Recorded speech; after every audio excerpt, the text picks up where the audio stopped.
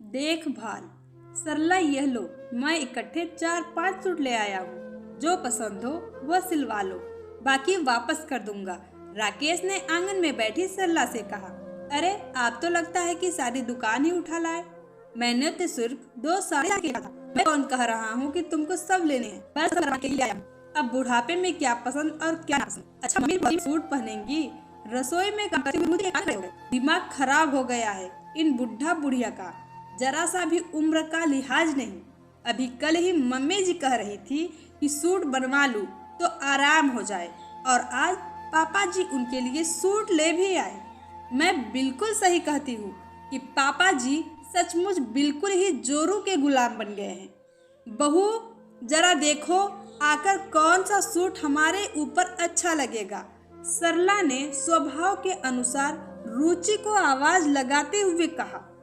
आई mummy जी, मुझसे ही पूछा जा रहा है कि उनके ऊपर कौन सा सूट अच्छा लगेगा।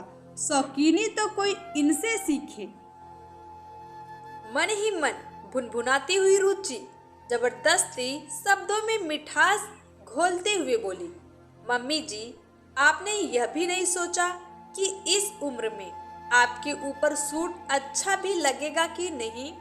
क्या जरूरी है कि हर शौक पूरा ही किया जाए? रुचि का गुबार होठों पर आ ही गया। बेटा, तुम भी तो सूट पहनती हो।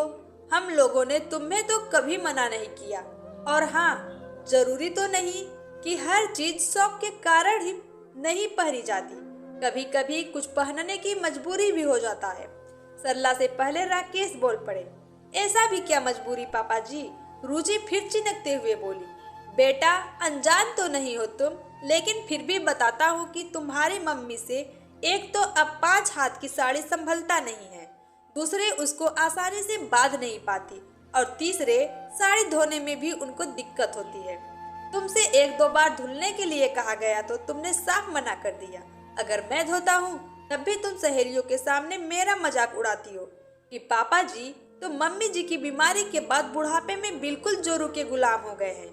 और मैं यह सुनी सुनाई बातों से नहीं कह रहा, यह मैंने खुद अपने कानों से सुना हूँ। हालांकि मुझे कोई फर्क नहीं पड़ता, लेकिन मेरे लिए सरला की आराम से सबसे ज्यादा जरूरी मायने रखती है।